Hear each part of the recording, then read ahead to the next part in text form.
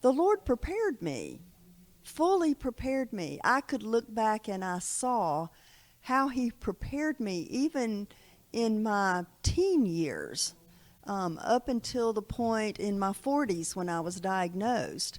So preparation comes with that, but also I had prayed a prayer, and I knew this was an answer to prayer in a way that I didn't anticipate, and that prayer was grow my faith, raise my bar, and I knew this was the moment to do that.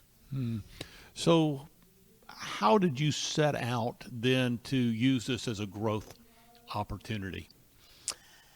Everything I did was committed to the Lord.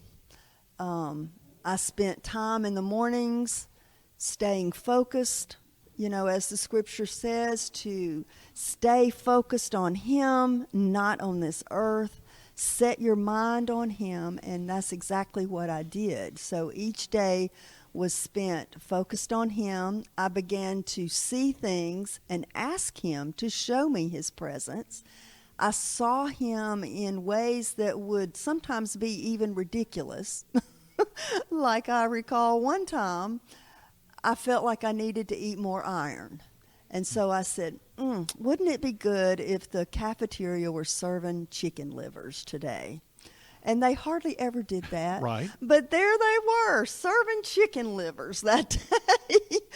And just little things. I remember eating breakfast that morning for a box of cereal that said life. And I'm like, I am ingesting life. So I could see Christ using every little thing in my daily life of how he would touch me. Even in dreams, I would go so far as to say. And going through the next step, it was hard to focus on how am I going to get through this. And I remember a conversation with my husband, and he said, well, it's the next moment. It's the next day. It's not the next week. And, I'm such a planner and an organizer that I want to have things laid out for me, in advance. But I couldn't do that because I had to let God be in control of every facet. In that time, and obviously when there is sickness, and we ideally, I think, should look to the Lord to be our healer, and I think it's perfectly acceptable to pray for healing, but also to take the necessary steps as you did. So how did you find yourself praying during that time, not only for healing, but just for peace, and as one of the chapter titles says, the shepherd's comfort in this time? What I prayed for was acceptance. Whatever it was, to be able to accept it. Of course I wanted to be healed. I mean, anyone would. And there were many praying for my healing. But I knew for me, I needed to accept it, because acceptance is part of that healing process for whatever the outcome may be.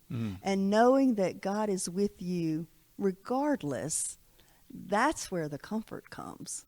How important is maintaining a sound mind? The Bible says God has not given us a spirit of fear, but a power, love, and a sound mind. Obviously, this can bring fear to a person. So how does really keeping a sound mind help during this time?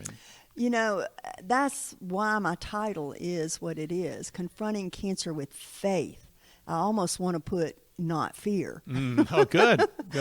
But, there is an element that it's obvious. You're going to have some fear associated with the unknown.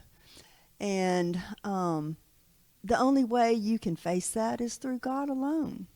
So knowing that he has always gone before you, that he is beside you, he is behind you, he is in you, within you, then how can you fear?